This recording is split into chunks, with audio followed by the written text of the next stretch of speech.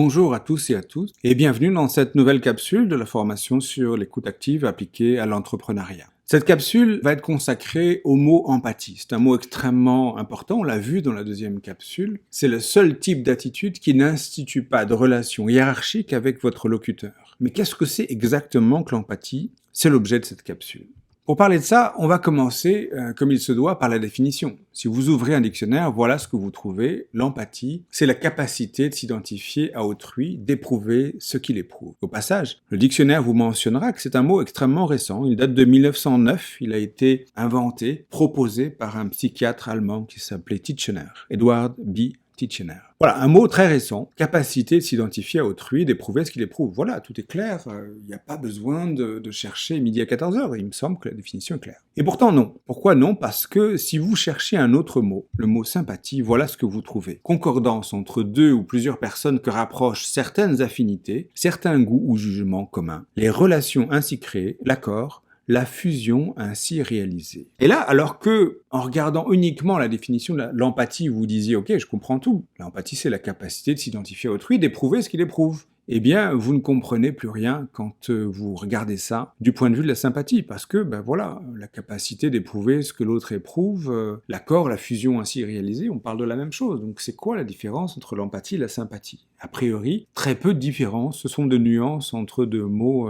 très semblables. La réalité est extrêmement différente. L'empathie et la sympathie sont deux choses très différentes. J'insiste, ce sont deux choses qualitativement différentes. Vous verrez dans les références, je vous propose de regarder une petite vidéo, quelques minutes, une animation de Brené Brown. Elle vous montre à quel point l'empathie et la sympathie sont des relations très différentes. Donc voilà, d'un côté, vous regardez les définitions, vous avez l'impression que ce sont deux mots qui veulent dire à peu près la même chose, des nuances, et puis dans la réalité, c'est très différent. En essayant de chercher une réponse à cette question, moi-même j'ai construit une réponse que je vous propose. Ce n'est pas une réponse que vous allez trouver ailleurs, parce que je ne l'ai pas trouvée ailleurs, c'est une réponse que j'ai construite moi-même, mais je trouve qu'elle fait sens, qu'elle s'accorde parfaitement avec tous les autres documents, vidéos, textes que j'ai pu lire, et qui explique bien cette différence qualitative entre l'empathie et la sympathie. La manière que j'ai de le distinguer, c'est de passer par le symbolique. Voilà, et je vais distinguer non pas la sympathie et l'empathie, mais trois notions extrêmement différentes qui sont la sympathie, l'antipathie et l'empathie. C'est quoi la sympathie? La sympathie, symboliquement, c'est X de point X. Ça veut dire quoi? Ça veut dire que le point de départ, le présupposé, le préalable de la sympathie, c'est que l'autre vous ressemble. Fondamentalement, c'est le même que vous. Bien sûr, l'apparence n'est pas les mêmes.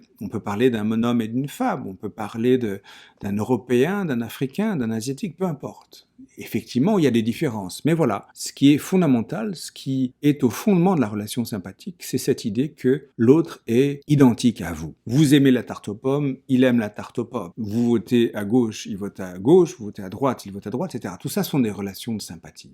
L'antipathie, c'est quoi? C'est à peu près la même chose. X donne moins X. C'est à peu près la même chose, mais il y a un signe moins. Ça veut dire quoi? C'est-à-dire que l'autre, symboliquement, c'est votre opposé. Il est identique, mais avec un signe moins. Ça veut dire que si vous aimez la tarte aux pommes, il n'aime pas la tarte aux pommes. Si vous votez à gauche, il vote à droite. Si vous êtes religieux, il n'est pas religieux, etc., etc., etc. Vous voyez que l'autre est votre opposé, mais que fondamentalement, derrière cette opposition, il y a fondamentalement cette idée qu'il vous ressemble. Il vous ressemble, mais c'est juste qu'il y a un signe moins devant chacune des choses. Et effectivement, si vous dites à quelqu'un « j'aime la tarte aux pommes » et l'autre vous répond « moi je déteste la tarte aux pommes », cette réponse est légèrement antipathique. Maintenant, l'empathie, c'est quoi? C'est très différent. L'empathie, c'est X de point Y. Le point de départ, le présupposé de l'empathie, c'est cette idée que l'autre est fondamentalement différent de vous. Vous partez du présupposé, vous partez de cette idée que l'autre ne vous ressemble pas. Malgré les apparences, malgré le fait que, effectivement, on dirait un humain comme vous allez penser spontanément que c'est un extraterrestre. Et parce que vous allez penser que c'est un extraterrestre, vous allez être extrêmement attentif à ce qu'il dit, à l'expérience qu'il vous raconte, voilà, à tout ce qu'il va prononcer comme parole en vous demandant mais qu'est-ce qu'il veut dire exactement. Donc le point de départ, le principe de l'empathie, c'est penser que l'autre est un extraterrestre. Et j'ajoute immédiatement, parce que c'est très important, penser que l'autre est un extraterrestre et l'aimer pour cela. Voilà, vous ne pensez pas que l'autre est un extraterrestre avec l'envie de le détruire. Au contraire, vous avez envie de l'aimer parce qu'il est différent de vous. C'est simplement que, comme il est différent de vous, vous n'allez pas projeter sur ce qu'il dit votre propre expérience, elle est complètement non pertinente. C'est un extraterrestre. Donc, lorsque l'extraterrestre dit « j'aime la tarte aux pommes », ça ne peut pas être la même chose que lorsque vous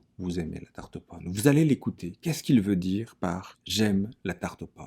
J'en profite pour adresser une question qui est assez récurrente dans ces formations sur l'écoute active et notamment quand on parle de l'empathie. J'entends cette définition courante de l'empathie qui dirait ben voilà, l'empathie c'est la capacité de se mettre dans les chaussures d'autrui. Oui et non, c'est pas faux. Mais c'est dangereux de penser ça. Ou plutôt, je vais le dire comme ça, il y a une manière d'interpréter cette définition qui est juste et il y a une manière de l'interpréter qui est fausse. Si vous voulez dire que l'empathie, c'est la capacité de se mettre dans les chaussures d'autrui, sous-entendu, vivre nous-mêmes ce que l'autre vit, ça c'est faux. L'empathie, c'est vivre ce que l'autre vit, mais avec son regard et son histoire et sa manière d'interpréter ce qu'il vit. Donc c'est pas juste vous mettez dans ses chaussures. Donc méfiez-vous de cette définition qui revient souvent. Elle peut induire en erreur. Voilà, c'est pas juste vous vivez ce que l'autre vit avec votre expérience. C'est vous vivez ce que l'autre vit avec son expérience et son regard et son histoire. Je vais approfondir en faisant une nuance, par exemple, entre le vendeur et l'innovateur. Le vendeur, son but, c'est d'être sympathique. Voilà, quelqu'un qui vend des voitures, par exemple, vous arrivez dans une concession, son objectif, ça va être